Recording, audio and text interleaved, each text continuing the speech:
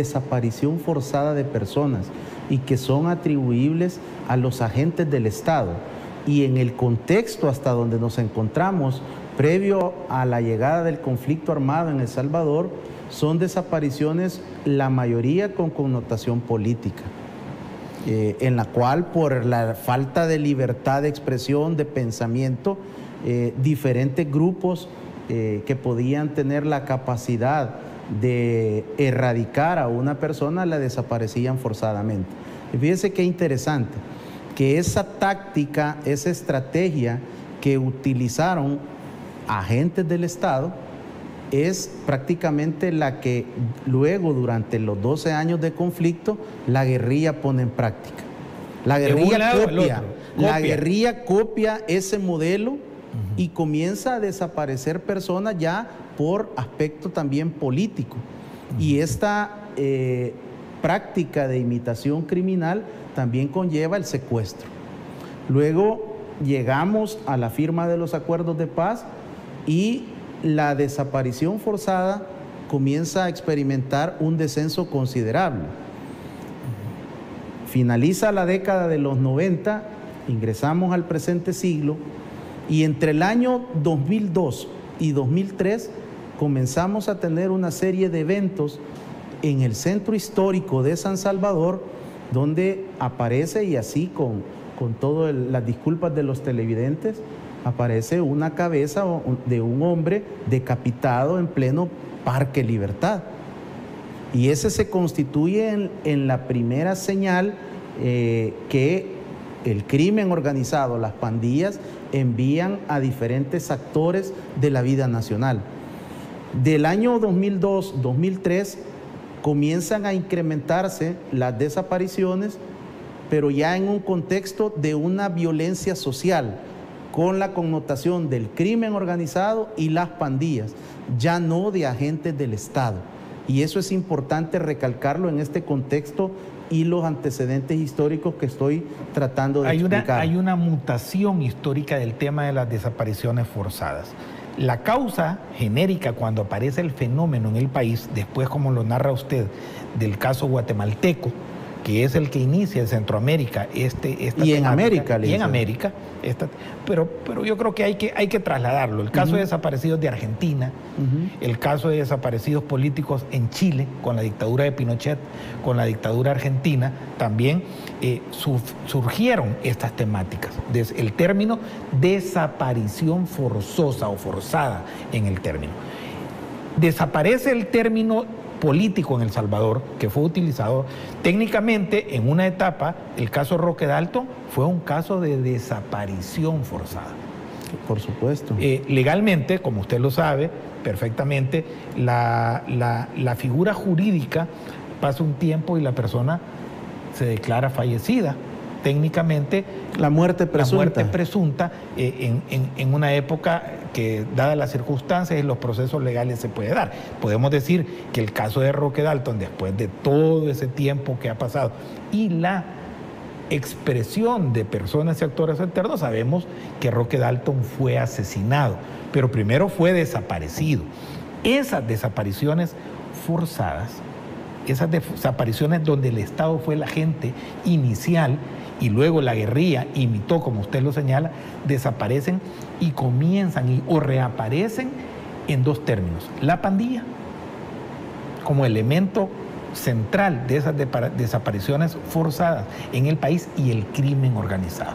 Llámese narcotráfico y otro tipo de tráficos y de cosas que suceden. Como una práctica de imitación, y esto sugiere un fenómeno delictivo criminal y que a la luz de la criminología se ha estudiado durante décadas, porque el crimen organizado transnacional en este momento siempre revisa qué menú había hacia atrás y trata de replicar, de emular y de mejorar de acuerdo también con la tecnología. Llegamos a esta etapa de finales de 2008, 2009, justo cuando entrega la presidencia el expresidente Elías Antonio Saca al expresidente Mauricio Funes Cartagena. 1 de junio del 2009. Llegamos a ese momento y vamos a encontrar cómo hay un proceso de aparente tranquilidad, pero las desapariciones comenzaban, en este contexto del crimen organizado y las pandillas, comenzaban a incrementarse. Una pregunta, licenciado Sosa. Cuando las pandillas inician de nuevo esta práctica o la retoman, ¿cuál es la finalidad de desaparecer? Yo entiendo y me voy a adelantar un poquito. Las treguas buscan, las treguas del gobierno de Funes, de estas épocas de tranquilidad entre la administración Saca, o los mensajes políticos de la adquisición de un poder que no tenían las pandillas, que no se habían constituido en lo que son ahora en El Salvador, crimen organizado. Sociedades criminales. Sociedades criminales, tratan de enviar mensajes políticos al Estado. O sea, es decir, no mato, no lo dejo tirado, pero me lo llevo y lo entierro. ¿Qué es lo que pretenden para entender el fenómeno? ¿Qué es lo que criminológicamente pretenden? Es una cosa, y lo voy a preguntar de esta manera. Es evadir la responsabilidad penal. ¿Por qué? Porque lógicamente un pandillero, mata a una persona, queda el cuerpo, queda la evidencia, si es capturado y procesado, enfrenta un proceso penal y una condena. Y el otro factor es, yo lo agarro dentro de la misma conducta criminal de las pandillas, de las asociaciones criminales, y yo lo que hago es que lo desaparezco a efecto de tratar de evitar una posible incriminación y la pena. No hay cuerpo del delito, no puede ser achacado, lógicamente, la imputación penal más grave, severa, que es la del asesinato, la del homicidio. ¿Es esa la causa o hay invíbito otro tipo de mensajes políticos, como analizaremos más adelante en la tregua? Bueno, en primer lugar, licenciado, llegamos a este momento del gobierno del expresidente Funes y surge la denominada tregua con los criminales y las pandillas. Y surge el comentario a través de diferentes analistas. En ese momento se nos preguntaba por qué han bajado los homicidios, pero han aumentado las desapariciones. Eso surge en el marco del contexto que duró la tregua ordenada y autorizada por el expresidente Funes con el crimen organizado y las pandillas. En ese momento, cuando a mí se me consultaba, yo quiero decirlo muy honestamente, no encontraba una respuesta técnica. Y lo que hacía era remitirme, como siempre, a las fuentes oficiales para brindar y fundamentar una opinión. Pero llegó un momento que dentro del marco de la tregua, comienzo a observar también cómo surgían denuncias de familias que no estaban involucradas o vinculadas a las pandillas y por qué tenían que estar sufriendo esta situación. Comienzo a investigar, comienzo a hacer un estudio metodológico, disciplinado, con técnica criminológica y victimológica, y lo primero que encuentro es una ausencia de data. La Fiscalía General de la República tiene una base de datos desde el año 2010. Previo no existen denuncias de desaparición en El Salvador. Hasta el 2010. Hasta el 2010 la Fiscalía levanta una base. Ese es el primer hallazgo. Y por el lado de la Policía Nacional Civil, en el 2010 no existía ningún tipo de unidad especializada. Es hasta el año 2011 que se funda la Unidad Especial de Personas Desaparecidas dentro de la Subdirección de Investigaciones de la Policía Nacional Civil. Esto nos indica que si la Fiscalía y la Policía entre el 2010 y 2011 se activan en función de la represión y el combate, es que esto venía en incremento, ejecutado por el crimen organizado y las pandillas. Cuando yo encuentro esto, comienzo a levantar mi propia base de datos con fuente fiscal, la cruzo con el Instituto de Medicina Legal y voy comprendiendo y analizando el fenómeno, llegando a determinar algunas posibles hipótesis que contrarrestaban la hipótesis de partida de la investigación. Y llega un momento que encuentro de que la primera motivación, en mi opinión y en mi lectura y fundamentada en la investigación, es que el crimen organizado y las pandillas en un primer momento lo que envían son un tipo de mensajes, son un tipo de esta mente criminal, esta mente asesina comienza a enviar mensajes a grupos rivales, a otras estructuras de crimen, comienzan a generarse una serie de vendetas por otra serie de situaciones delictivas entre ellos y comienzan a enviarle también un mensaje al Estado salvadoreño, no solo al gobierno. Y luego aquí hay que analizarlo con lo que son los asesinatos múltiples, que es una materia de perfilación criminal. Los asesinatos múltiples están categorizados al menos en 3 grandes categorías. Tenemos el asesino en masa, el asesino serial y el asesino itinerante. En El Salvador hemos tenido asesinos en masa y el último, quizás más reconocido, sería este que se generó en Ayutuxtepeque, donde 4 miembros de una familia son asesinados por una persona que posiblemente tiene un padecimiento psiquiátrico. Para ponerle el contexto, aquellos señores empleados de una empresa eléctrica que estaban cableando, que les... y ese es el otro quizás más connotado, atribuido a pandillas. Estos son asesinatos en masa. Lo que nos indica la técnica es que para que exista un asesinato en masa tienen que ser superior a 4 personas, una sola escena, y hay otra serie de características para catalogarlo. Pero en El Salvador, el principal modo de asesinato es el asesino serial o el asesino en serie.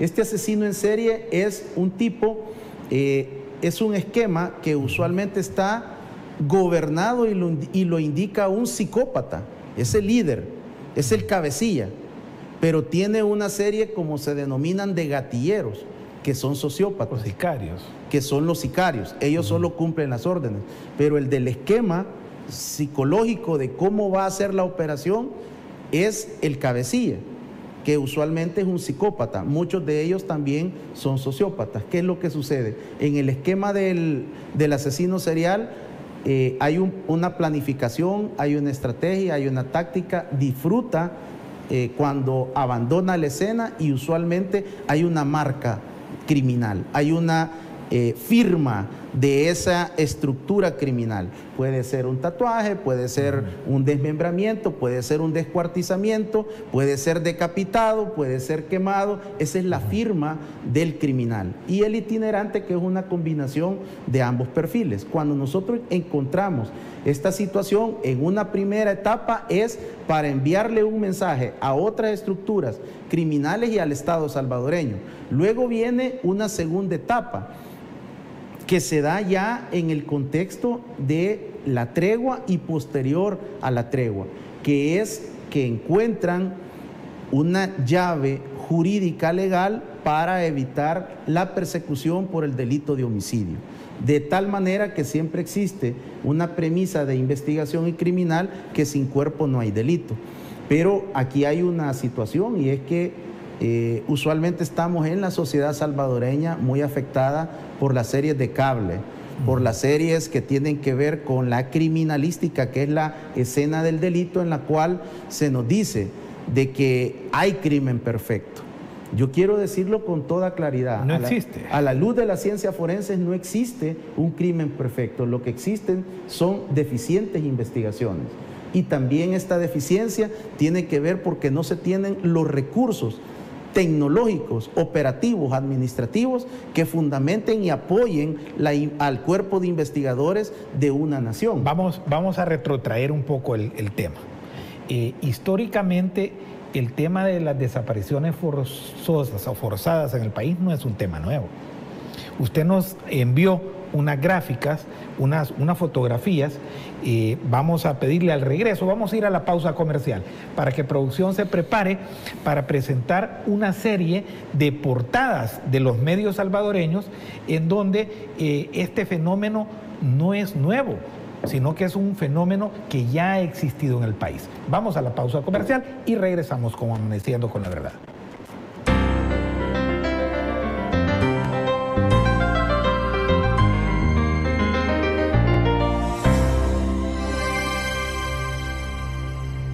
¿Por qué anunciarte con TVO Canal 23? Porque somos los líderes en la zona oriental, con la mejor tecnología, cubriendo con nuestra señal al aire todo el oriente de El Salvador y cobertura de señal en la red de cable en todo el país. Llegamos a más gente con nuestra variada y entretenida programación.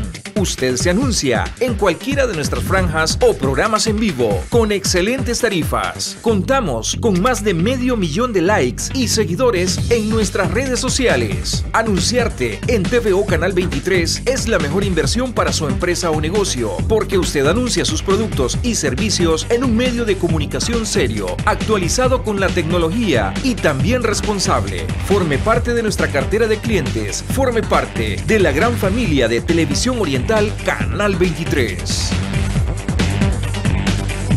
Dale salud a tu vida con los mejores especialistas de la medicina. Realizarse un chequeo regularmente es la mejor inversión para su salud. Evite el sobrepeso y practique el ejercicio. Mantenga una alimentación sana. Le ayudará a que su organismo funcione mejor. Prevenir antes de curar es nuestro objetivo. Dale salud a tu vida, lunes y miércoles a las 6 de la tarde, aquí en TVO Canal 23.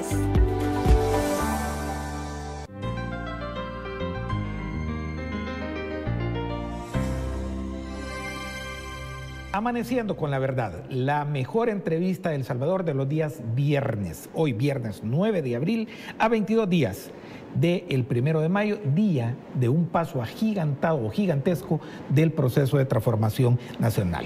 Licenciado Sosa, estábamos ya calentando en la materia del tema de las desapariciones. Le pedimos a producción que comience a ponernos, por eso preguntaba,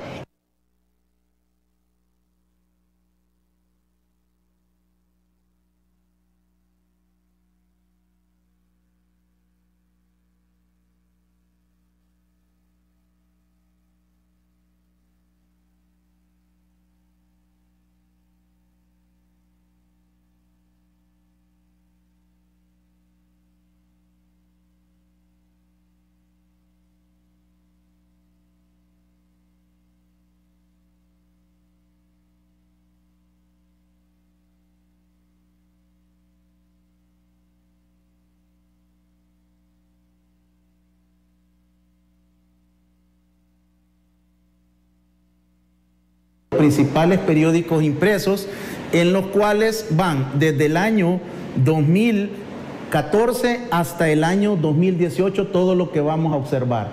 Ahí vemos, aumenta la cifra de desaparecidos respecto al 2017. Eran las primeras aproximaciones de estos periódicos, hay que decirlo con mucha propiedad. En ese momento yo escribía editoriales en esos periódicos y solicitaba que por favor se atendiera el tema. 10 personas desaparecidas en El Salvador para el 2018. Luego tenemos 10 salvadoreños desaparecen a diario a causa de la violencia. Lunes 26 de noviembre del 2018. La siguiente, por favor. Cifra de desaparecidos supera a los homicidios. Y ahí podemos observar que es del martes 11 de diciembre del 2018. Y ahora los periódicos se olvidan de estas maderas que están tratando de vendernos. Más de 3.500 personas desaparecidas en el 2018. Y esto nos permite ubicar en el contexto, y acá, licenciado, yo presento lo que es la base jurídica legal del año 2010 al año 2018. Es decir, que en el Código Penal y en el Código Procesal Penal ya existía el delito de privación de libertad, artículo 148, la desaparición forzada de personas, donde se menciona el funcionario o empleado público, agente de autoridad, que detuviera legal o ilegalmente y hace todo el desarrollo. La desaparición forzada cometida por particular y la desaparición de personas permitida culposamente. Esa era la legislación que yo encuentro desde la tregua hasta finalizado este periodo.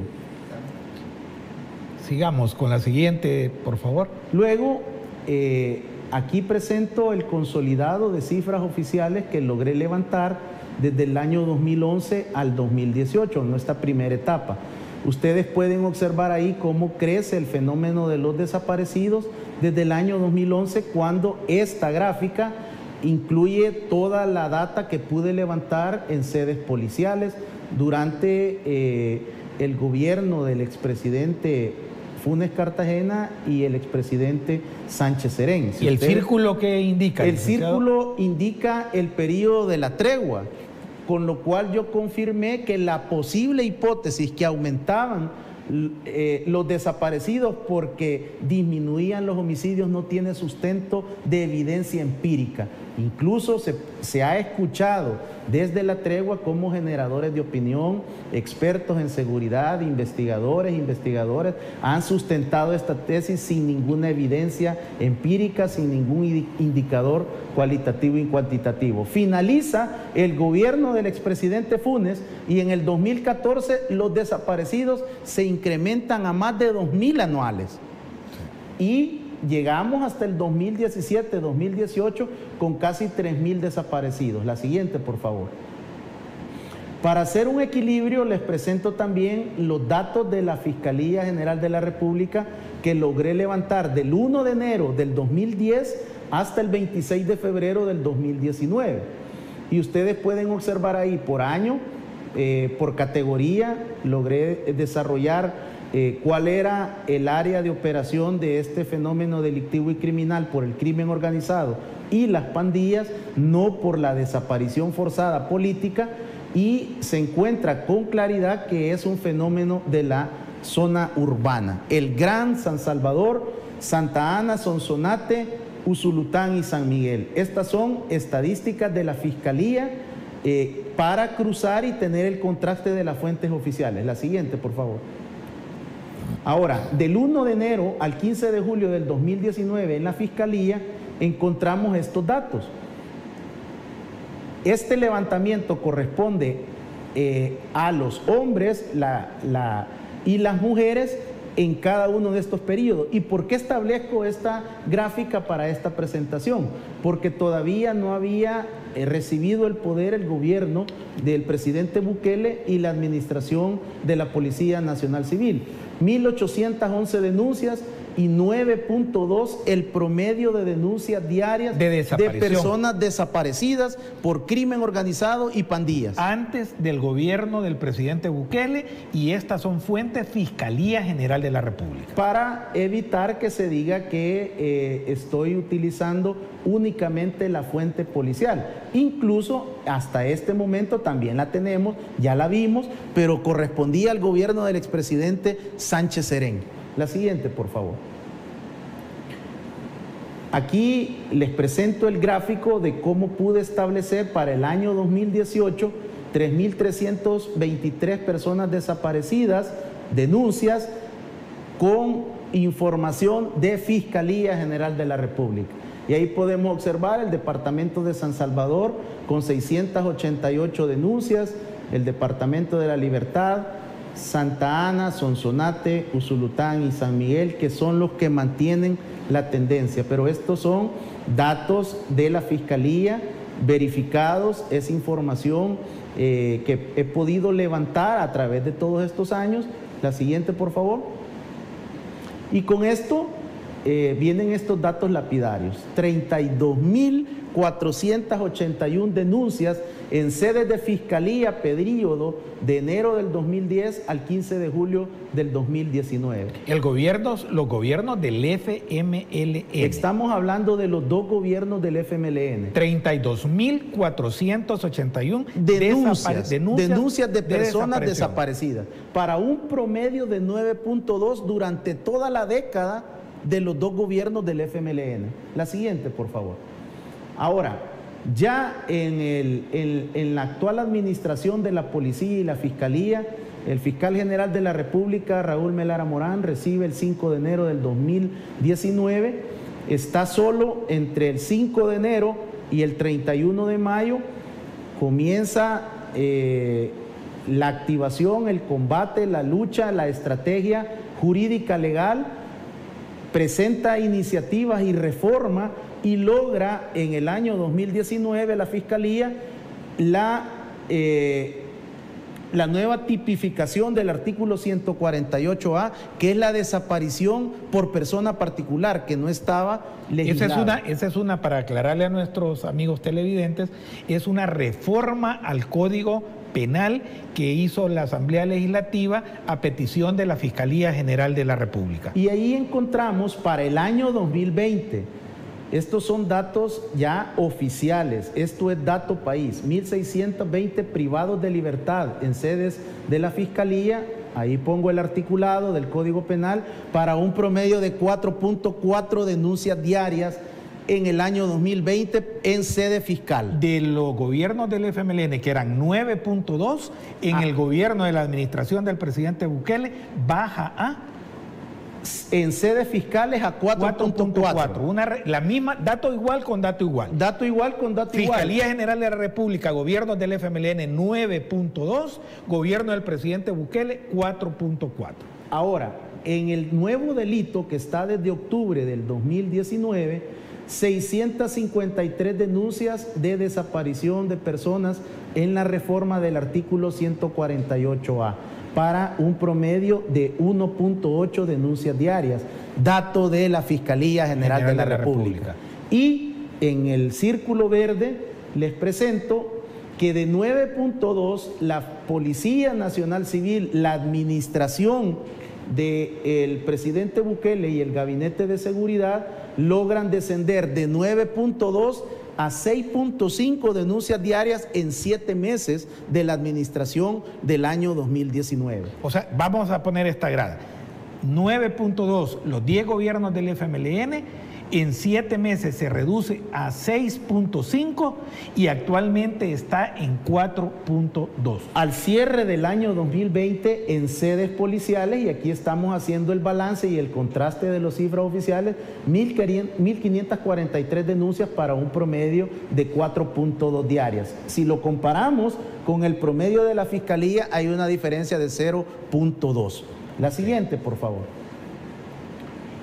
Aquí está el contexto de la actualidad de lo que son los datos del primer trimestre, del 1 de enero al 31 de marzo del 2021, sobre la información en el cuadro de la izquierda, los datos de Fiscalía, y en el cuadro de la derecha, la Policía Nacional Para dejarlo Civil. con toda claridad, estas dos gráficas significan lo que pasó en el trimestre, en 2021 versus 2020, el año pasado. Comparar lo que es ya dentro de la administración del presidente Bukele, año 2020, de enero al mes de marzo del 2020, contra enero a marzo del 2021. Tenemos el promedio en el cuadro derecho, el promedio es de 5.1 denuncias diarias, y en el promedio del 2020 de 5.0. Es decir, existe 0.1 de incremento en denuncia comparado con el periodo anterior. Pero aquí vengo y hago el destaque.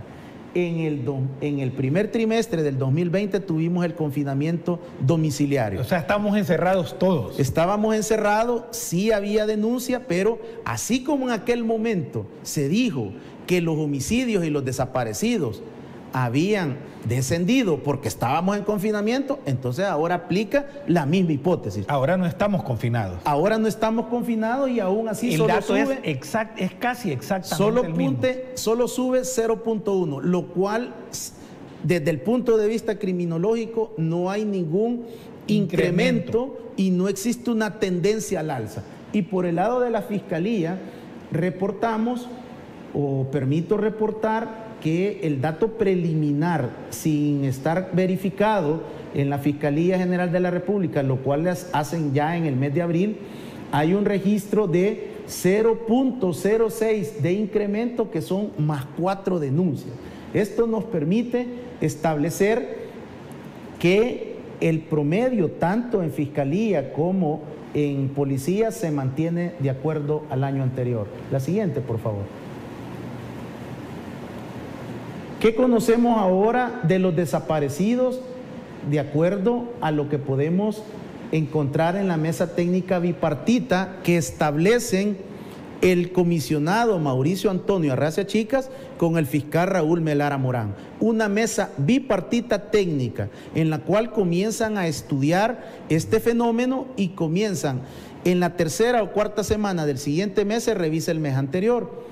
Gracias a ello se ha podido determinar, y por supuesto que a esto hay que dedicarle tiempo, hay que leer el expediente, hay que indagar para poder determinar que del total de las denuncias, aproximadamente, y aquí subrayo, aproximadamente el 3 o 4% del total de las denuncias lastimosamente se convierten en homicidios. Hay un fenómeno criminal, delictivo, que no se puede negar y que nunca se ha negado. Lo que se ha hecho es trabajar y descender las cifras.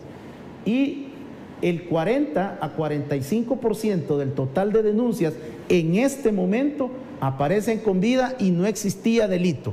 Y ahí hago la referencia a la que usted hizo alusión. Estas son desapariciones voluntarias. No son forzadas. Son ausencia voluntaria. Por A, por B, por Z motivo, yo decido ausentarme de mi lugar de residencia o domicilio. Ahí, ¿qué es lo que he encontrado yo? Ahí existen violencia sexual, violencia intrafamiliar, violencia contra la mujer, delitos de connotación sexual, abuso de drogas y estupefacientes, intolerancia dentro de la familia.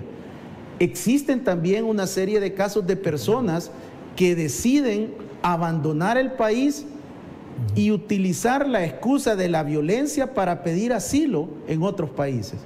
Que es un fenómeno que me imagino que se marca. Yo tengo en mi correo particular en este momento 3 requerimientos de ONGs internacionales europeas donde me están solicitando opinión sobre el tema de extorsión y de los desaparecidos, porque tienen solicitudes de personas que están pidiendo asilo y que no tienen denuncia en El Salvador, ni en sede fiscal, ni en sede policial, sobre extorsión o sobre amenaza. Y el 52% del total de las denuncias se encuentran como caso activo, pero de estos un alto porcentaje pasará a ser ubicado con vida. Así que esta es la presentación y agradezco a producción el apoyo. Creo que es importante también establecer, licenciado, algunas conclusiones. Los desaparecidos nos deberían de hacer falta a todos. Yo anduve en radio, prensa y televisión desde el 2012 hasta el 2017 sin ser escuchado por los agentes tomadores de decisión del Estado. Ahora surgen muchas personas tratando de desinformar sin investigación, sin base, sin evidencia empírica, sin indicadores, hablando cualquier tipo de absurdos. Vamos a ir tratando de sacar conclusiones importantes, que son lo que hay que ver hacia futuro.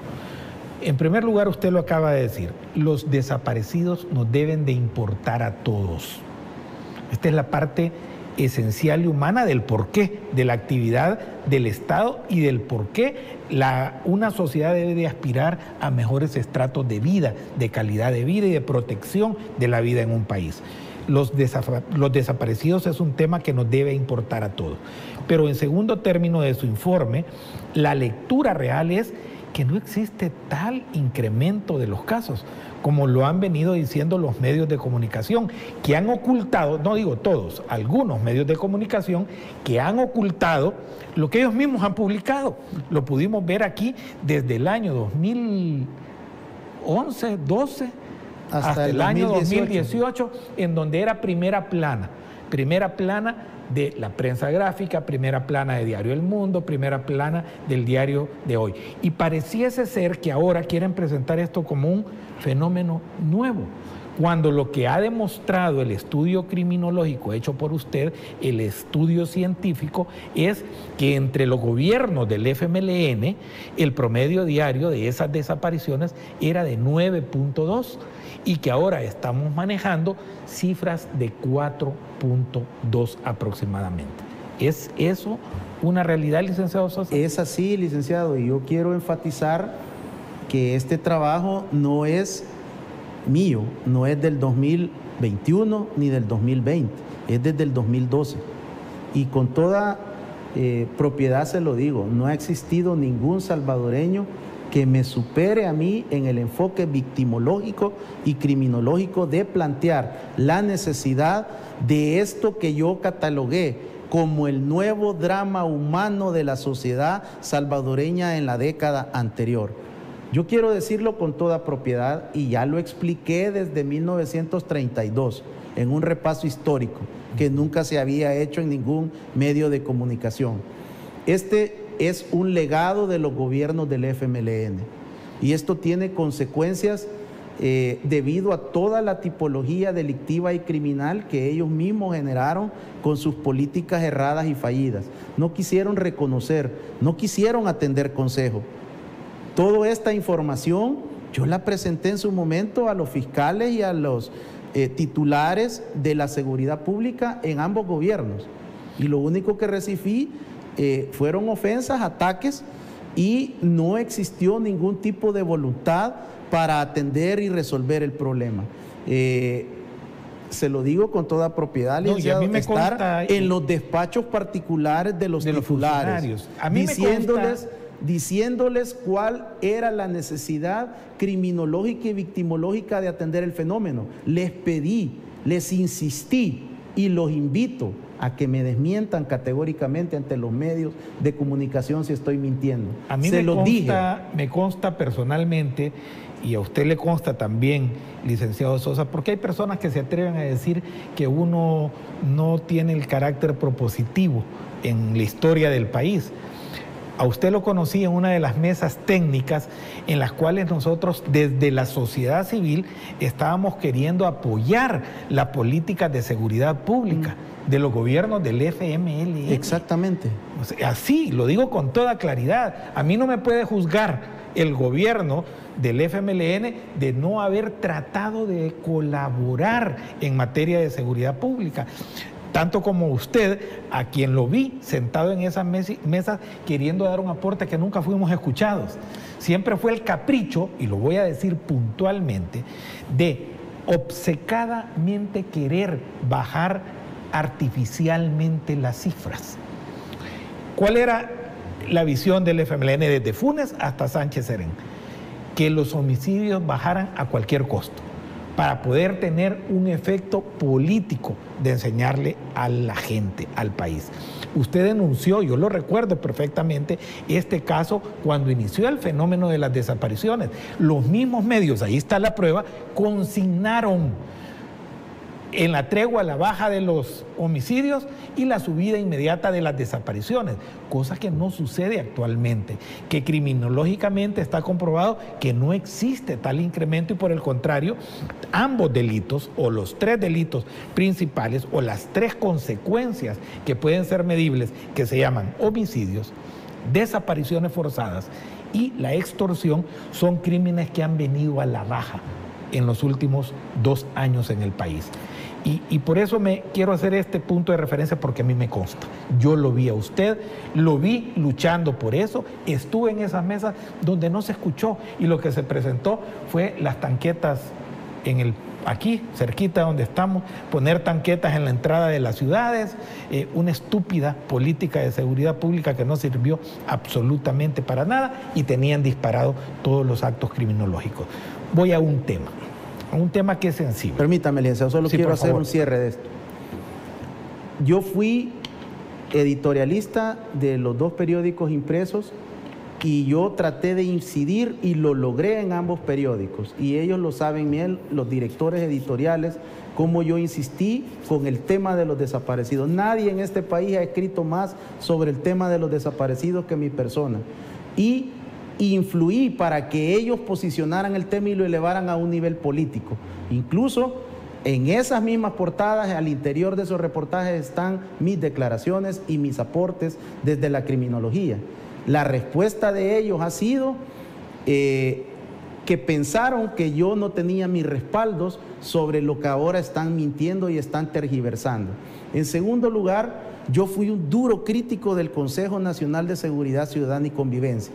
Claro. Crítico y propositivo por escrito en la prensa gráfica, en el Diario de Hoy y en el Diario El Mundo.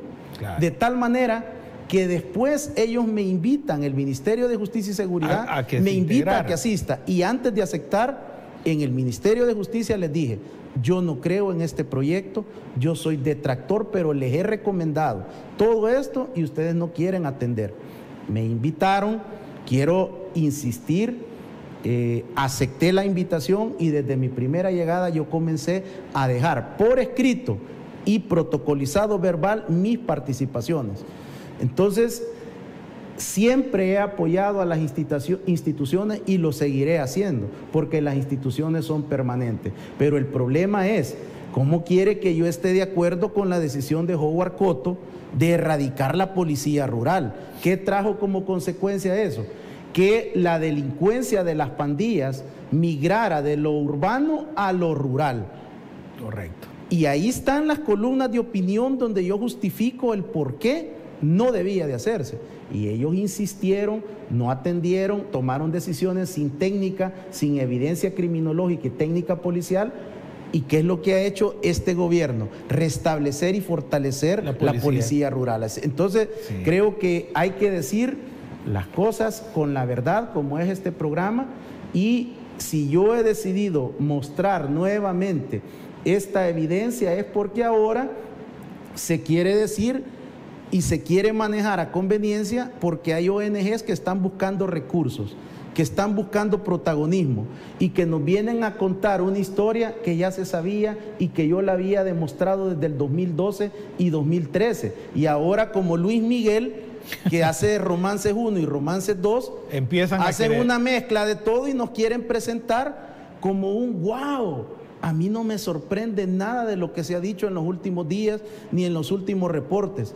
Es más, todo esto yo ya lo he expuesto con las administraciones anteriores y las actuales. Y gracias a Dios, en las administraciones actuales de la Fiscalía General de la República y la Policía Nacional Civil, el tema ha sido un enfoque victimológico, criminológico y con técnica especializada. Bueno, aquí hay un tema, antes de irnos a la pausa comercial, tenemos 3-4 minutos, en un tema que yo quiero que lo toquemos. Estas son las cosas que se hablan en los programas de verdad, dando la cara y explicando las cosas.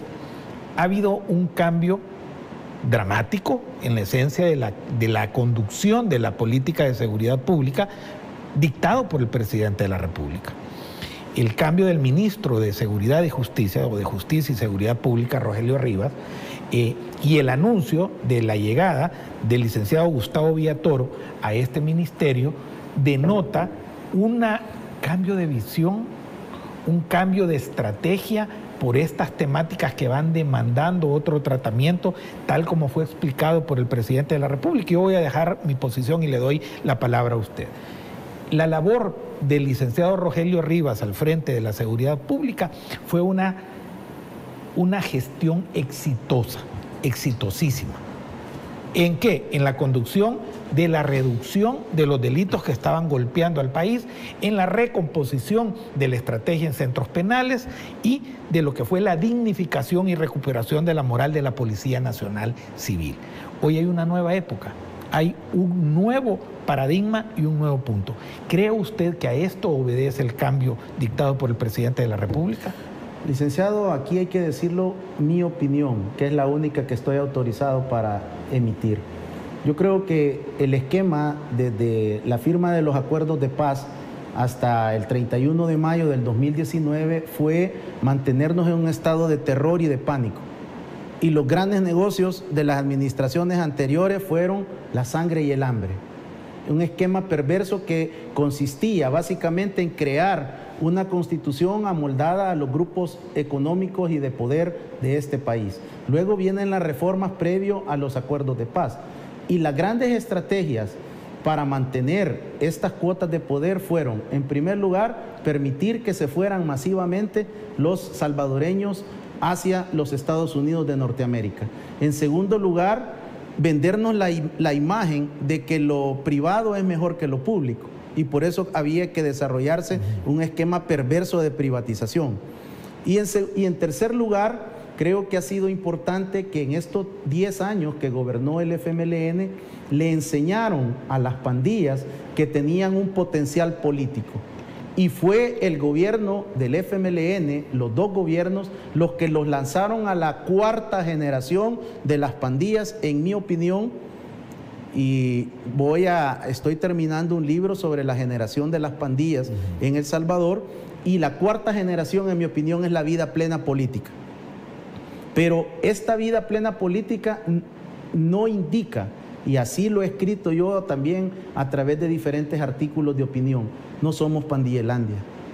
Y eso fue lo que trataron de vendernos. Lo llevaron a la vida política para poder cambiar un sistema de terror, de pánico electorero para mantenerse en el poder. Quienes le enseñaron a las pandillas que tenían un capital político fueron ustedes, señores del FMLN, y deben de asumir. Así como también Elías Antonio Saca comete el craso error, sin ninguna base criminológica, de entregarle centros penales exclusivos a las pandillas, que debo de reconocer y honrar. El presidente Bukele, en abril del año 2020, erradica esa situación que se generó el 3 de septiembre del año 2004, cuando Elías Antonio Saca, con un grupo de gurús de la seguridad, alguien le dice: mire, presidente, la solución para las pandillas es que las sectorice. Sí, y generaron una nueva criminodinámica, que fue la denominada RANFLA, que no existía. Entonces, esto es el esquema cuando no se trabaja con técnica y evidencia empírica criminológica. El nombramiento del licenciado Gustavo Villatoro, en mi opinión, la certifico, responde a romper con un esquema que es difícil, al menos para mí, interpretar de la decisión estratégica política del presidente Nayib Bukele. Es difícil, al menos para mí, poder leer hacia dónde va. Y ahora sorprende con una medida diferente, porque no hay una masacre, no hay un incremento de violencia homicida, y decide hacer un relevo, en mi opinión, para mí, válido, estratégico, contundente, y lleva a una persona, en primer lugar, con trayectoria de fiscal auxiliar. El licenciado Gustavo Villatoro estuvo al frente de la estrategia del combate y erradicación de los secuestros.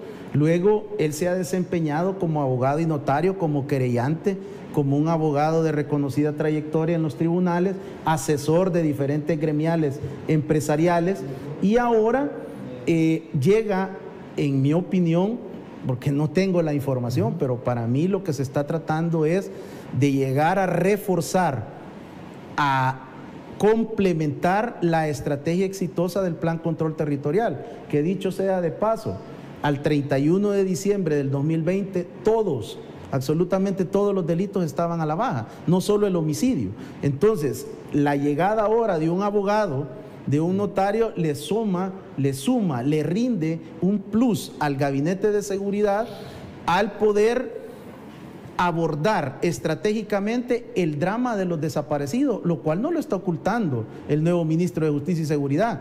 Habla de la conformación de un equipo multi e interdisciplinario, habla de reformas jurídicas, deja entrever una serie de situaciones que antes se hacían ficha cantada en los medios de comunicación para decirle al crimen organizado hacia dónde vamos. Exactamente, licenciado. Yo creo que es eso, es romper la falsa venta del país para el negocio de muchos de Pandillelandia en El Salvador. Aquí cambia la estrategia, cambia la visión, son transiciones. Son etapas, el plan de control territorial va hacia otras esferas. Vamos a la última pausa comercial y regresamos con el licenciado Sosa para concluir este programa.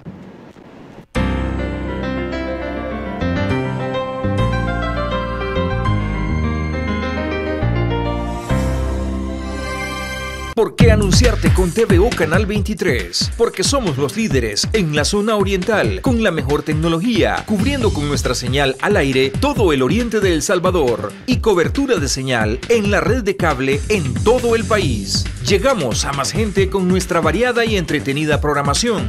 Usted se anuncia en cualquiera de nuestras franjas o programas en vivo con excelentes tarifas. Contamos con más de 500,000 de likes y seguidores en nuestras redes sociales. Anunciarte en TVO Canal 23 es la mejor inversión para su empresa o negocio, porque usted anuncia sus productos y servicios en un medio de comunicación serio, actualizado con la tecnología y también responsable. Forme parte de nuestra cartera de clientes. Forme parte de la gran familia de Televisión Oriental Canal 23.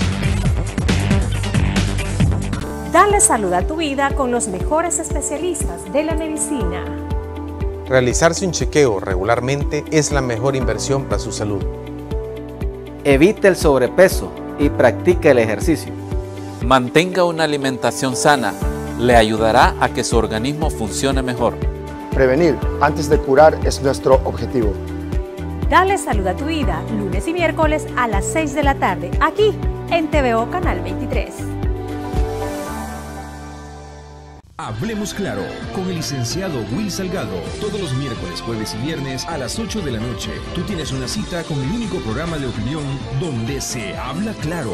Desde San Salvador para todo el país y los hermanos lejanos. Sintonízalo por TVO Canal 23 señal abierta. Por Claro en el Canal 24 y Tigo Canal 23. Transmisión en vivo, simultáneo en todas nuestras redes sociales. Facebook, TVO Canal 23 Salgado. Twitter, @TVO Canal 23. YouTube, TVO Canal 23. Hablemos claro con Will Salgado. Sigue el canal de YouTube de Salgado Numan e infórmate de lo que pasa en la Asamblea Legislativa. Sé testigo de cómo actúan los diputados, sus partidos políticos y el acontecer nacional. Búscalo en YouTube como Salgado Numan.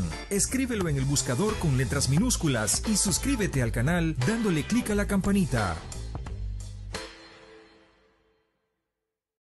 Sintoniza Buenos Días Oriente, nuestra revista matutina, de lunes a viernes de 8 a 11 de la mañana, donde encontrará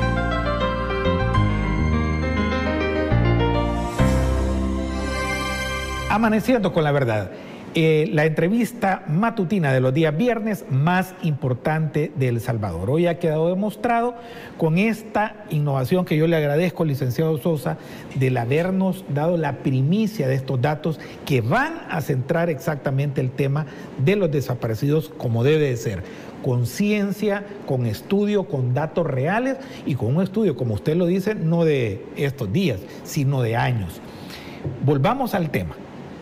¿Qué incidencia tuvo y ha tenido el hecho de que a las pandillas Elías Antonio Saca le entregó la mitad de los penales a una de las facciones y la otra mitad a las otras facciones? El presidente Bukele, el plan de control territorial, recupera el control de los centros penales en favor del Estado y de la racionalidad y toma la decisión de unir. O sea, aquí no hay tales, aquí no hay nichos de nadie, están juntos, se han matado. Yo voy a decirlo esto textualmente. Yo estuve en reuniones en donde de carácter estratégico el exministro de Justicia y Seguridad, René Figueroa, uno de los que pontifica actualmente todavía, que espero que esté bien de salud, que estuvo grave, que es el licenciado Francisco Bertrán Galindo, exministro también de Seguridad del gobierno de Francisco Flores, con otras personas que acompañaban esas materias de seguridad pública, decían, no hombre, pongámoslos así en el penal. Y si lo que va a suceder es que ahí se están controlando los unos a los otros. ¿Cuál es la realidad? ¿Qué ha dictado la realidad de esa gran decisión estratégica del presidente Bukele? Bueno, lo que indica es, en primer lugar, que hablando de las dimensiones de las pandillas y del crimen organizado, lo que más ha fracasado en El Salvador es la jurídica. Porque las pandillas, el crimen organizado, no se erradican por decreto ni por una ley. Hay que generar las condiciones desde abajo, transformar la sociedad y llevar el Estado hasta el último cantón y caserío y llevar desarrollo humano, que es lo que ha faltado. Ahora, la decisión esta de entregarle los penales responde, en mi opinión, a una situación que no solo es de El Salvador, es de América Latina. Pretender que los abogados son los que van a generar política pública de prevención. es imposible, porque la mayoría de abogados que están en temas de seguridad tienen un énfasis penal. El derecho penal es contrario a la criminología y a la prevención y expresión de disuasión y prevención. En ese momento yo creo que ni ellos imaginaron lo que estaban generando. Era dentro de la criminología, esto se conoce como criminogénesis, una nueva tipología delictiva criminal. Pero acá la connotación es que el Estado salvadoreño generó una nueva tipología, que fue la denominada RANFLA. Siempre se dijo que no, porque iban a quemar los penales, iban a haber masacres. Que se iban a matar entre ellos. Que se iban a matar. Y ¿cuántos se han matado? Ninguno. Entonces, desde el gobierno del expresidente Mauricio Funes, yo dije, deben de revertir esa medida, porque ya para ese momento los centros penitenciarios que se les había entregado a ellos eran los centros logísticos del crimen y de la maldad. Y el gobierno del expresidente Funes obviamente no lo iba a hacer porque tenía una tregua, permitía todo tipo de beneficios a los internos. Las administraciones del expresidente Saca también hay evidencia que permitían otra serie de incumplimientos a la ley penitenciaria. Cuando el presidente Bukele toma esta decisión, yo lo sabía, que no iba a existir ni un tan solo herido, ni un tan solo muerto. Estamos por cumplir un año de esa decisión y no ha existido tal situación, pero esto lo indica la criminología, la ciencia, la evidencia, el estudio metodológico, pero no podemos confiarle esta materia a personas que no tienen ningún tipo de formación. Debemos de avanzar y por eso es importante esta decisión, porque ha permitido retomar el control. Y a lo largo de estos más de 20 años, licenciado, yo conozco los 28 centros penitenciarios del país. He hecho criminología, práctica y desde el interior de los penales.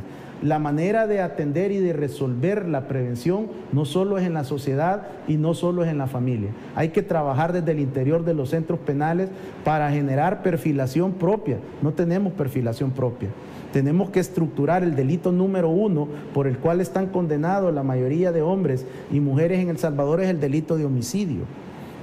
El delito número 2 por el cual están condenados y procesados hombres y mujeres en El Salvador es la extorsión. Y el delito número 3 es agrupaciones ilícitas, que va implícito con los primeros dos.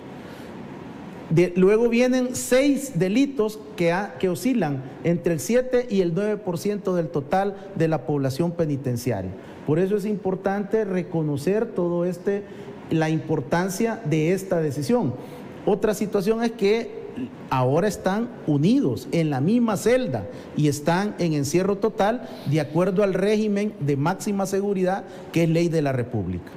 Yo creo que esto hay que irlo tomando en cuenta y amaneciendo con la verdad, así como el grupo de Toda la Verdad va a seguirle dando tratamiento a esta temática. Como aquí yo me he caracterizado en lo personal por decir las cosas como son, tenemos una Policía Nacional Civil ahora exitosa y ha existido un ciclo vicioso, y voy a tomarme este último minuto, aparte de agradecerle su presencia esta mañana, y decir una cosa como la digo yo con toda la sinceridad. El ciclo vicioso de que va gobierno de un lado y viene gobierno del otro, y lo que hacían era que cuando ganaban los areneros ponían personas adeptas a arena al frente de la policía y luego ponían a policías adeptos al FMLN en aquel reparto de cuotas de los acuerdos de paz al frente. Por ahí deambulan quien yo he señalado permanentemente, que es el exdirector de la Policía Nacional Civil, Howard Cotto, en el castillo de la Policía Nacional Civil, y el excomisionado, o comisionado, mejor dicho, actual, Ramírez Landaverde, personas que le han hecho sumamente un grave daño a la Policía Nacional en el país. Hoy que viene la nueva Asamblea Legislativa, a 22 días hay que depurar estos elementos que tanto daño le hicieron al país. Yo tengo preparado un anteproyecto de ley para que de una vez por todas se desarraigue ese pasado oscuro que existió en la Policía Nacional Civil. Y yo no les tengo absolutamente el más mínimo miedo. Advertidos quedan. Muchas gracias, licenciado Sosa. Muchas gracias, Dios les bendiga.